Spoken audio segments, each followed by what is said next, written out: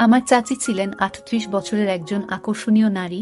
তার চেহারায় এখনো বয়সের ছাপ পড়েনি, তাই তাকে দেখলে মনেই হয় না যে তার এত বয়স হয়েছে।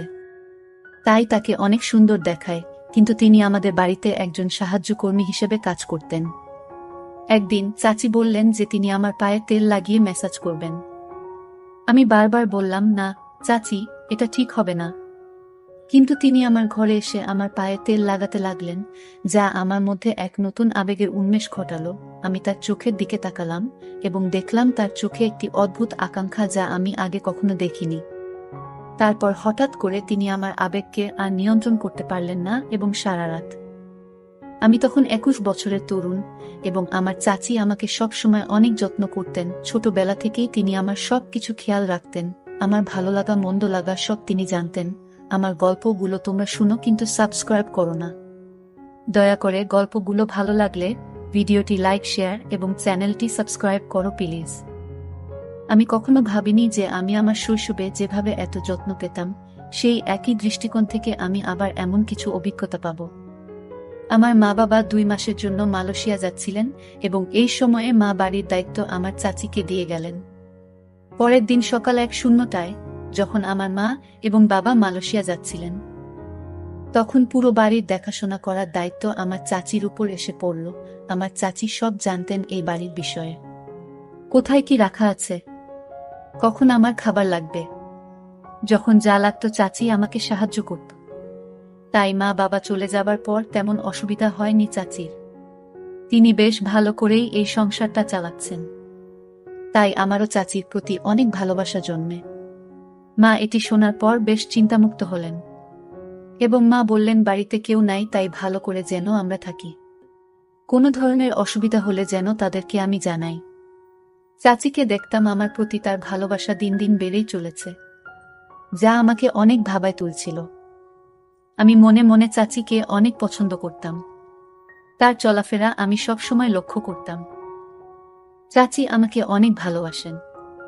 ছোটবেলায় তিনি আমাকে অনেক কিছু খাইয়ে দিতেন, আমার অনেক যত্ন নিতেন, যা আমার অনেক ভালো লাগত।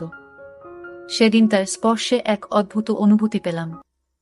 এত বছর পর তার সঙ্গে দেখা হওয়ায় আমি খুব খুশি হলাম। তার কাপড় সব নাকি নোংরা ছিল, পরিষ্কার করার নাকি সময় পায় নাই আমার বাবা চলে যাওয়ার কারণে।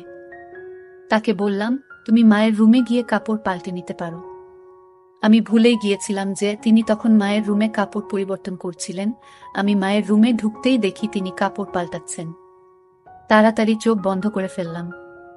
তিনি দেখলেন আমি লজ্জা পেয়েছি এবং শান্তভাবে বললেন, সুমন, তুমি চোখ খুলে দেখো, আমি তোমার মায়ের শাড়ি পরে কেমন লাগছি। আমি ভীষণ লজ্জায় পড়ে গেলাম, তবে তার বয়স হলেও তাকে শাড়িতে খুব সুন্দর দেখাচ্ছিল। কিছুক্ষণের মধ্যেই তিনি শাড়ি পরে বেরিয়ে এলেন। আমি তার সৌন্দর্যে অনেক মুগ্ধ ছিলাম, কারণ তার চেহারার এখনো বয়সের ছাপ পড়েনি। তাই তাকে এত বয়সেও অনেক সুন্দর দেখাচ্ছিল। শাড়ি পরে তাকে খুব সুন্দর লাগছিল। এভাবে কয়েকদিন কেটে গেল। প্রায় ৫ দিন পর তিনি আমাকে ছোটবেলার স্মৃতিগুলো বলতে শুরু করলেন। আমি খুব আবেগপ্রবণ হয়ে পড়লাম, কারণ তার স্মৃতিচারণ আমার ছোটবেলার অনেক কথা মনে করিয়ে দিচ্ছিল। একদিন গোসল শেষে আমি ঘরে কাপড় পাল্টাচ্ছিলাম। তখনই তিনি এসে বললেন, সুমন, আমার কাছে এসো, আজ আমি তোমাকে একটি আরামদায়ক মালিশ করে দেব। এমন কথা শুনে আমি খুব অবাক হয়ে গেলাম। আমি বললাম, না চাচি, আমি নিজেই করব। আমি একটু লজ্জা পাই অন্যদের সাহায্য নিতে। এরপর আমি তাকে অনুরোধ করলাম, মালিশের চিন্তা বাদ দিয়ে রান্নাঘরে গিয়ে দেখি কি নাস্তা বানানো যায়। আমার বারবার অস্বীকার সত্ত্বেও তিনি আমাকে সহায়তা করতে জোর করলেন। আমি মনে মনে ঠিক করেছিলাম যে যতই তিনি জোরাজুরি করুন না কেন, আমি তাকে মালিশ করতে দেব না, কারণ এখন আমি বড় হয়েছি। আমাদের কিছু সীমার মধ্যে থাকা দরকার। আর আমি অনেক লজ্জা পাই। আমি চাচির দিকে মনোযোগ দিয়ে দেখলাম। তিনি তখন সেখানে বসেছিলেন এবং বললেন, তুমি আমার হাতে মালিশ করাতে দিলা না, কিন্তু আমাকে জামা পরতে দাও। আমি চুপচাপ মাথা নিচু করে তার সামনে দাঁড়িয়ে রইলাম। তিনি আমাকে আমার পোশাক দিলেন, তারপর তিনি আমাকে কাপড় পরাতে শুরু করলেন। সেই সময়ে আমার চাচিকে দেখে আমার মনে অনেক রকম চিন্তা আসতে লাগল। কিন্তু চাচি আমার পরিবারের একজন সদস্যের মতো, তাই আমি তাকে নিয়ে কোনো খারাপ চিন্তা করতে পারিনি। একদিন আমি চাচিকে বলেছিলাম যে তিনি যেন এই বাড়িটিকে তার নিজের মনে করে। এরপর তিনি এই বাড়িতে এমনভাবে থাকতে শুরু করলেন যেন এটি তার নিজের বাড়ি। একদিন আমি বন্ধুদের সাথে একটি পার্টিতে যাচ্ছিলাম। চাচি আমাকে জিজ্ঞেস করলেন, তুমি কোথায় যাচ্ছ? আমি বললাম, আমি একটি পার্টিতে যাচ্ছি। তখন তিনি বললেন, আর তুমি একা একা পার্টিতে যাচ্ছ? মাঝে মাঝে তোমার এই গরিব চাচিকে নিয়ে বাইরে একটু ঘুরতে নিয়ে যেও। একা একা আমি বাড়িতে কি করব? আমারও তো ইচ্ছা হয় বাইরে যাওয়ার। আমি তাকে বললাম, ঠিক আছে, আমি তোমাকে বাইরে নিয়ে যাব, তবে তোমাকে ভালো পোশাক পরতে হবে এবং ভারতীয় মহিলার মতো পোশাক পরতে হবে। চাচি আমার প্রস্তাবে রাজি হলেন। আমি মায়ের রুম থেকে একটি সুন্দর শাড়ি এনে তাকে দিলাম এবং বললাম, এটা পরো এবং ঠিকভাবে রেডি হয়ে নাও। যখন তিনি রেডি হয়ে বেরিয়ে এলেন, তখন তাকে দেখে আমি অভিভূত হয়ে গেলাম। মায়ের ঘর থেকে বেরিয়ে এসে তিনি এত সুন্দর দেখাচ্ছিলেন যে তার সৌন্দর্যের আভা আমাকে মুগ্ধ করেছিল। তিনি আমার মায়ের ঘর থেকে আধা শাড়ি পরা অবস্থায় বেরিয়ে এলেন। সাজগোজে তাকে একেবারে মডেলের মতো লাগছিল। তাকে দেখে আমি চোখ নামিয়ে নিলাম। তিনি বাইরে বের হওয়ার সময় দরজার সাথে ধাক্কা খেয়ে আমার উপরে পড়ে গেলেন। আমি কিছুটা লজ্জা পেলাম এবং তাকে সরানোর চেষ্টা করলাম, কিন্তু তিনি তখনও ছিলেন। আমি হঠাৎ অনুভব করলাম যে আমাকে সামলে উঠতে হবে এবং তাকে ধীরে ধীরে সরে যেতে বললাম। তারপর তিনি সরে গেলেন। তার স্যান্ডেল খুলে রেখে আমি মায়ের একটি সাধারণ স্যান্ডেল দিলাম। আমরা দুজনে গাড়িতে করে পার্টিতে যাচ্ছিলাম। পার্টিতে গিয়ে আমার বন্ধুরা তাকে দেখে ভাবল তিনি আমার বান্ধবী, মানে আমার গার্লফ্রেন্ড।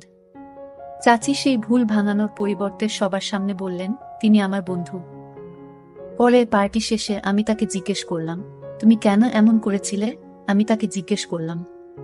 তিনি হেসে বললেন, তোমার বন্ধুরা যখন ভাবল আমি তোমার বান্ধবী, তখন তোমার মুখে যে বিস্ময় ছিল তা দেখতে চেয়েছিলাম। তাই আমি বলেছি আমি তোমার বন্ধু। যদি এতে কোনো অসুবিধা হয় তবে আমি দুঃখিত। আমি বললাম, দুঃখিত বলার কিছু নেই, তুমি যা করেছ সেটাই ঠিক ছিল। তিনি বললেন, আমি তোমাকে ছোটবেলা থেকেই চিনি, তাই তোমার চিন্তাগুলো বুঝতে পারি। আমি মুচকি হাসলাম।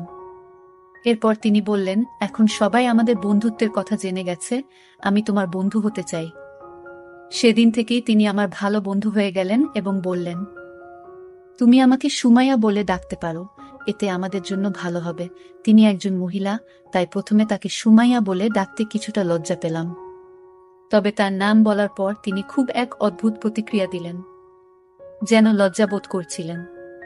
পরে আমরা ক্লান্ত হয়ে ঘরে ফিরে গেলাম। পরের দিন সকালে আমি কলেজে যাওয়ার আগে কোনো শার্ট পরব তা নিয়ে বিভ্রান্ত ছিলাম। যখন মাকে ফোনে দিতে যাচ্ছিলাম, তখন সুমাইয়া চাচি আমার ঘরে এসে বললেন, কোনো শার্ট পরতে হবে তা নিয়ে চিন্তা করছো? তিনি বললেন, তোমার চাচি যখন বাসায় আছে, তাহলে তোমার পছন্দের ব্যাপারে আমাকে জিজ্ঞেস করতে পারো। আমার রুচি খারাপ নয়। এরপর তিনি আমার পছন্দের একটি শার্ট দিলেন এবং আমি তা পরে কলেজে রওনা দিলাম। বিকেলে তিনি বললেন, তুমি খুব ক্লান্ত লাগছো, চলো আজ তোমার মাথায় তেল মালিশ করি। তিনি আস্তে আস্তে আমার মাথায় তেল মালিশ করতে লাগলেন। পরদিন সকালে ঘুম থেকে উঠে দেখি তিনি আমার পায়ের কাছে ঘুমিয়ে পড়েছেন। আমি আতঙ্কিত হয়ে বললাম, আপনি এখানে কেন? তিনি বললেন, আমি শুধু তোমার কাঁধে হাত দিয়েছি, তাতেই তুমি ঘুমিয়ে পড়েছ। তোমার মা কি কখনো তোমাকে মাসাজ করেনি? আমি বললাম, আমার মা আমার খুব যত্ন নেন, তাই এটি নতুন কিছু নয়। সুমাইয়া চাচি মাথা নেড়ে বাইরে চলে গেলেন। কয়েকদিন পর বাবা মা বাসায় চলে আসলো।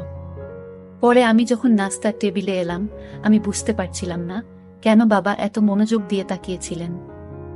রাতের খাবারের পর সুমাইয়া চাচি রান্নাঘর পরিষ্কার করছিলেন এবং পরে নিজের ঘরে চলে গেলেন। আমি সেদিন রাতেই তার রুমে গিয়ে উপস্থিত হলাম। তিনি আমাকে দেখে চমকে গেলেন এবং জিজ্ঞেস করলেন, কোনো কাজ আছে? আমি বললাম, না, কোনো কাজ নেই।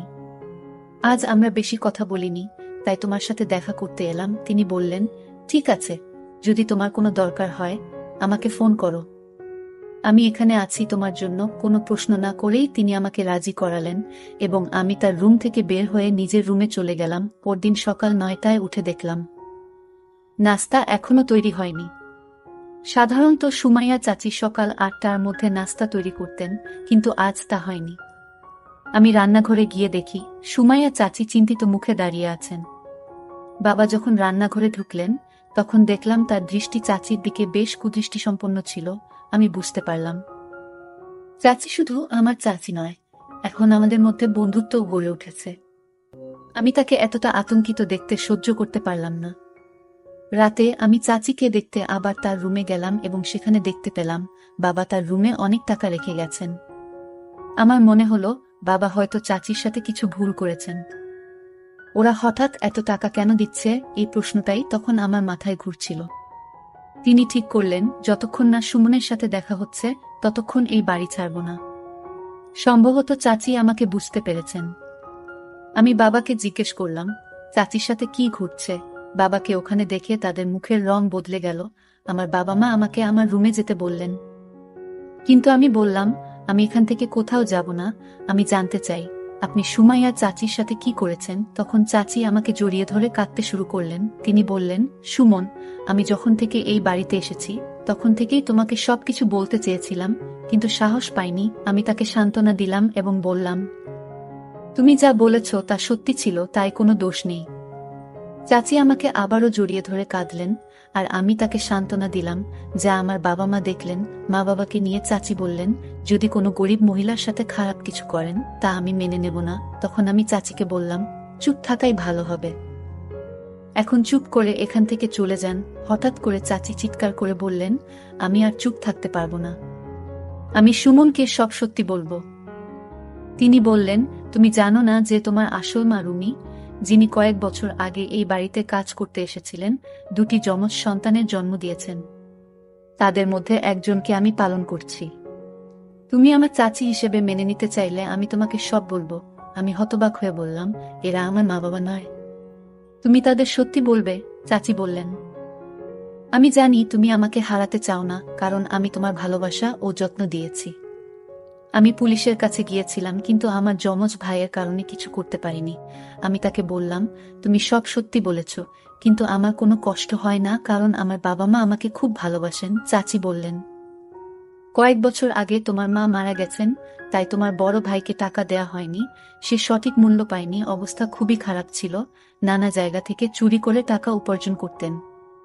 সেই সময়ে তিনি আমার বাবা মায়ের কাছ থেকেও কিছু টাকা চুরি করেছিলেন।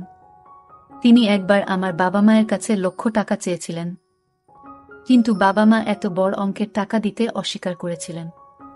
তখন তিনি কিছু টাকা দিয়ে আমাদের বাড়ি থেকে চলে যেতে বাধ্য হন। তিনি আমার বিশ্বাস অর্জনের অনেক চেষ্টা করেছিলেন, কিন্তু তার সত্য প্রকাশ পাওয়ার পর তার প্রতি আমার সমস্ত ভালোবাসা এক ঝটকায় হারিয়ে যায় কয়েক বছর আগে।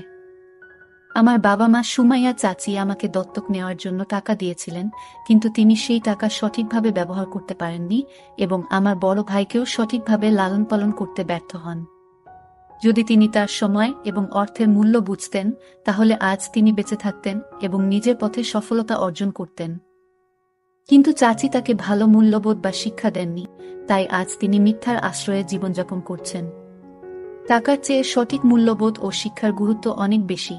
আপনি টাকা দিয়ে ভালো পোশাক কিনতে পারেন, কিন্তু ভালো মূল্যবোধ কিনতে পারেন না। কিছু সময়ের জন্য সুখ পাওয়া যায়, কিন্তু এক সময় এসে বুঝতে হয় যে মিথ্যার আজও দীর্ঘস্থায়ী হয় না। গল্পটা কেমন লাগলো জানাতে ভুলবে না।